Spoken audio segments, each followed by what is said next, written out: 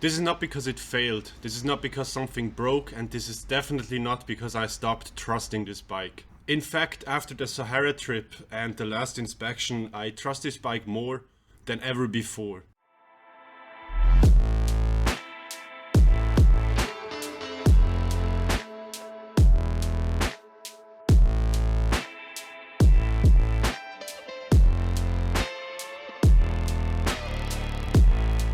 On paper, the Kove 450 Rally is almost perfect for what I have been looking for.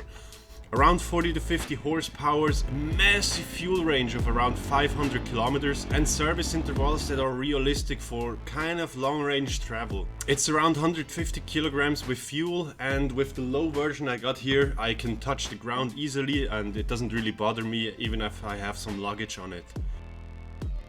This bike fits my need almost perfect. So if it's not the bike, what is it exactly? For more than 10 years I've been building bikes so I can go to longer trips and also still use them for daily adventures. The rule became simple: I ride 2 bikes and see which one I like more, and the one I don't like, or the one I like less, I will sell that.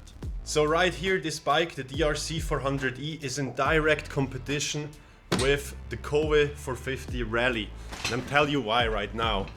Overall, while the DRC feels agile, nimble, playful and aggressive, the Kove feels calm, stable and controlled. Peak power of the engine is similar, but the way how you get there is completely different. The Kove delivers it in a much more gentle way. This bike is just simply more made to cover distances fast, with pace, and just keep on riding.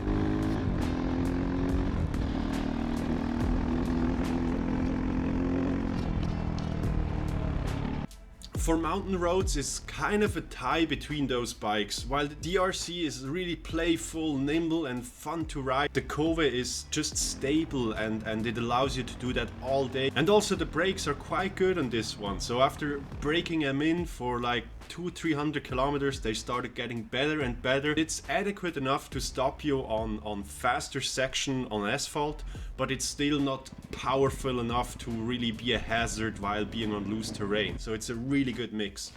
On the highway, after selling this Kove, I will definitely regret it, because on the DRC it's a pain in the butt. With only 5 gears, even though you stretch them quite long enough. On fire roads, like everything loose surface, kind of open, pretty straight, that's where the Kove absolutely dominates. Like, you can do those roads all day, every day with such a blast. And during these roads I kind of figured out how much the bike is actually making up for the riding experience in general. I could still blast through with my DRC, but still, once you get a rock in front of your front wheel and maybe it hits it at an odd angle, it will shake you off, and with the Kove you will just blast over anything of it.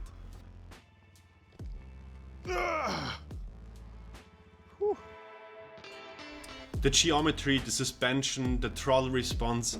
I have never ridden a bike that felt so stable and so well thought out at higher speeds on loose surfaces.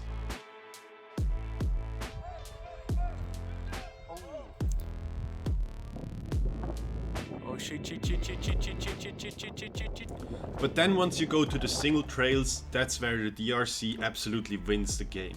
Because while with the Kove the suspension is really stiff, the wheelbase is quite long, you have a very shallow steering angle, and so that leads to the bike being really hard to kind of maneuver in really tight spots. And also, if there's any bumps and rocks in between, they will be transferred to you instantly. Also, the bike has a bit more weight to it, and it's also a fair bit wider because of the huge bash plate and the fuel tanks going all the way down.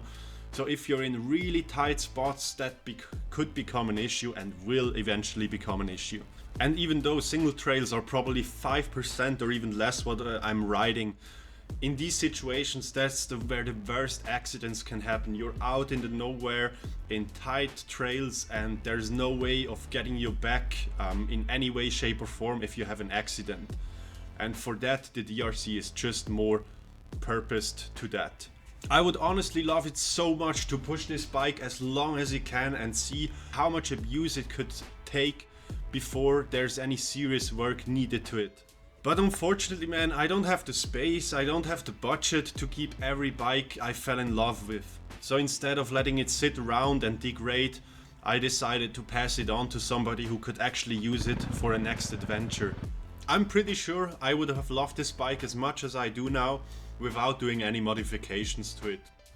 But to me, that's kind of where you can take a mass product and personalize it to your use case so it fits adequately. And to start that off, the seat concept seat has been a real pleasure to my butt.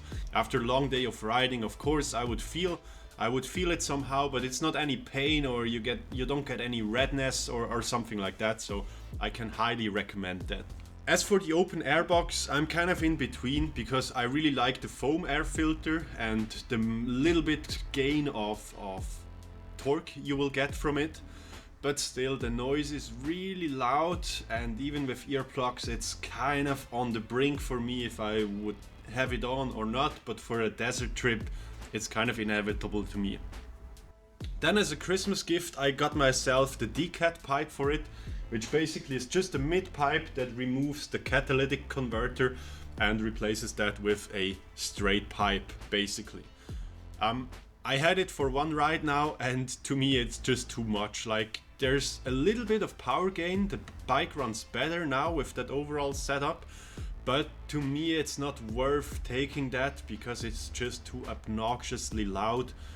And then another mod I would definitely do on this bike again would be the fork seals and the fork bushings. I don't know if Kove fixed that problem yet, but yeah, to me it's just something that can become quite expensive if you're not on warranty anymore. So I have about 1 hour left before this bike will be gone, and I'm already starting to miss it. I'm starting to miss the 6th gear. I'm also starting to miss the massive fuel range. And that bike didn't just deliver, it over-delivered. It made me realize how much room there is for a bike to really help you doing what you're doing on a bike. If you're new to adventure riding, I think the mellow throttle input and the stable chassis make a lot of sense. The seat height and also the suspension are not that beginner friendly. For reference, I'm 1.92 m and I get flat-footed down on the bike, but it's the low version, and I thought about converting it, but to me, like, that bit of ground clearance I gain, I'm not sure if it's worth having that over dropping the bike when you cannot touch the ground because you're on an uneven surface. I think I would still go with the low version or take the tall one and just shorten it down a little bit. If you're coming from a big ADV bike like a BMW GS or a KTM Adventure, something like that, and you're looking for something lighter where you don't have to think about, oh, if I'm dropping the bike I cannot get it up on my own, I think this bike makes a lot of sense because you could still use it on the road, but still you can take it off-road to more secluded places without having to worry about it. So this is not a breakup because something went wrong. It's simply a question of priorities, riding styles, and the fact I can only keep so many bikes at my shop. And right now, this bike deserves to continue the journey elsewhere. So brothers, sisters, mothers and fathers and everyone in between, I know maybe you're a bit disappointed you don't get to see me trash that bike until the engine grenades. I know, I would have loved to see that too, even though I wouldn't have loved to pay for that, to be honest. But yeah, you have to set your priorities, and now I'm looking into other projects. I can assure you there will be another test, another desert trip or something like that coming in the fall, and I can assure you the bike I'm gonna take there will be interesting. It's not fixed yet, I have some options, but yeah, you're gonna see the journey in a bit. So thanks for watching, and so far that's it for the Kove. We will see us in the next live, or maybe this live once more. Peace out.